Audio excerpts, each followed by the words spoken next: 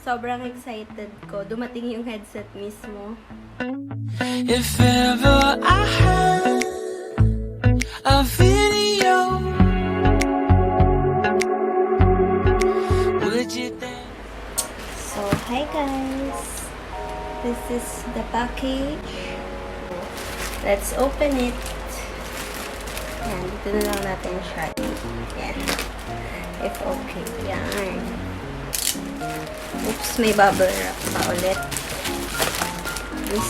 Hindi ako dito excited masyado kasi pagpatungan lang naman to ng headset ko. Pero, it's still cute kasi pink. So, ayan siya. Mag-open na naman tayo ng another bubble wrap. Oh. Tama ba yun? Tada! It's pink! Pink to. Ayan. Ayan na siya. So, wala nang bubble wrap. And ito na siya. Pink siya, pero the filter makes it orange. Pero pink siya talaga. Ayan. Yan siya. Sakura edition na pagpatungan ng headset.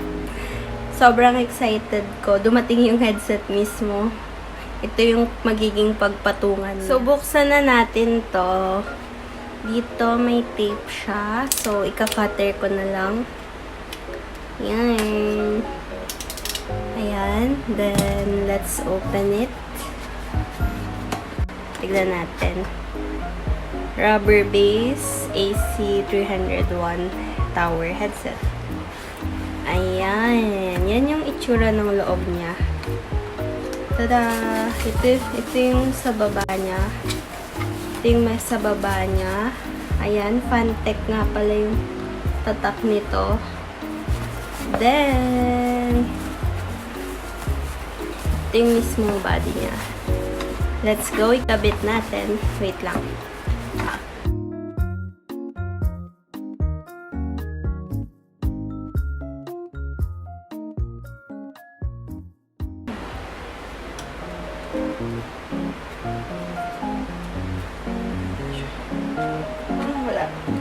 Parang wala sa gitna.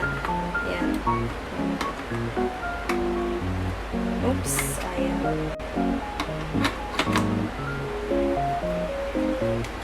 Ano ba? Ito na. Hindi pa rin siya center eh. So, ito na siya. Tada, ganyan siya. Meron pala dito instruction pero kasi sobrang dali lang niyang ilagay. So, yun. Ayan siya kapag na-assemble na siya. Wait lang, isara natin. So, ganitong itsura niya kapag na-assemble na siya. Ayan, ang laki niya. Sana makaya niya yung headset. Or headphone, ano bang tawag? Then, ayan, diba? Ang ganda niya. And the color also is so pretty. Very me. Kasi sobrang gusto ko ng pink. Ayan siya. Tada!